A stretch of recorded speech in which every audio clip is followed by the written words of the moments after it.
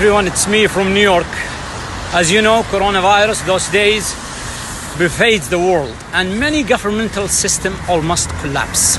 I share this video with all people across the globe, and I'm sure it will redefine our comprehension about what does human rights mean. And here, United Nations, where many independent experts, special rapporteurs highlights the human rights violations and naming the countries that violated the human rights. Amid this pandemic, let's go over the humanitarian work and see how countries responded to their nation's need. Let's start with the UK. British people got stuck abroad with no help. Old British nationals stuck in the airport after Emirates cancelled the flights and said they'd have to stay in Bali for 3 months. The UK embassy in Kuwait said, no financial assistance, go to charities. There's no fruit, there's no vegetables. You just need to stop it. Let's move into Canada. Businesses call for subsidies, and the outside, many Canadians got stuck abroad. And by the way, the Canadian government last year arranged the travel for Saudi teenager fleeing from her family. Thousands who are stuck abroad looking for help from the government to get back to Canada. There's about 1,000 Canadians that are here struggling to get back, trying to find ways, reaching out, and nobody's willing to help. Okay, let's move on to Spain. They are asking for humanitarian assistance. Necesitamos ayuda. Leganés se está muriendo.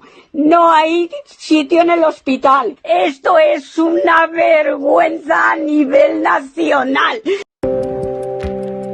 I'm from Lyon, France, in the line in front of the supermarket. And now I'm here. Wow, it's not easy to find what you're looking for. In the US, let's start with Sanders' tweet about human rights. This system, the system of capitalism where profit matters more than people, is so damn sick. And the coronavirus is showing us all its symptoms. We need where everyone is guaranteed free, high-quality healthcare. Many businesses are closed, so the working class people lost their jobs. Gloves and masks in the United States are sold out, and Tennessee tells doctors to use diapers and goggles as a protection. Last year, 36 countries issued joint statement about Saudi Arabia, and they expressed their concerns about human rights, and some of these countries are that I mentioned above. In contrast, let's take a look inside Saudi Arabia and see how they responded to this pandemic. Let's start with the non-Saudis who are living right now in Saudi Arabia. I'm actually advising Americans that are in the kingdom that I would strongly consider sheltering in place. Food supply is good, emergency services are sound. En Arabie Saoudite, hôpitaux publics, hôpitaux privés, tous accueillent, soignent les malades du coronavirus. Masks and gloves distributed for free in the street.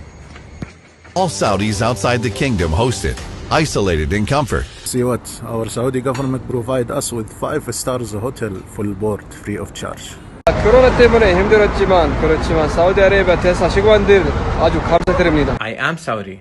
I got stuck in Moscow and my government provided accommodation at 5-star hotel with 3 full meals. I'm Saudi. I get stuck in New York. My government for providing me free food and 5-star hotel. If you look at healthcare, if you look at life expectancy, we're looking at human that's all rights. human I know rights. The government will cover 60% of the private sector salaries. On top of that, Saudi Arabia granted free treatment for patients who got sick from coronavirus, whether are Saudis or non-Saudis. If I get sick here in New York, they will ask me about health insurance. This pandemic shows us the real value of the citizen to its government. Thing you hear about Saudi Arabia, it's based on false allegations and sensationalism which serves the politician or press agenda or interests. To conclude, what Saudi Arabia did, it's not a human rights. It's something more far away from our comprehensions, something called fatherhood, which is mutual respect, love and care between the government and its people.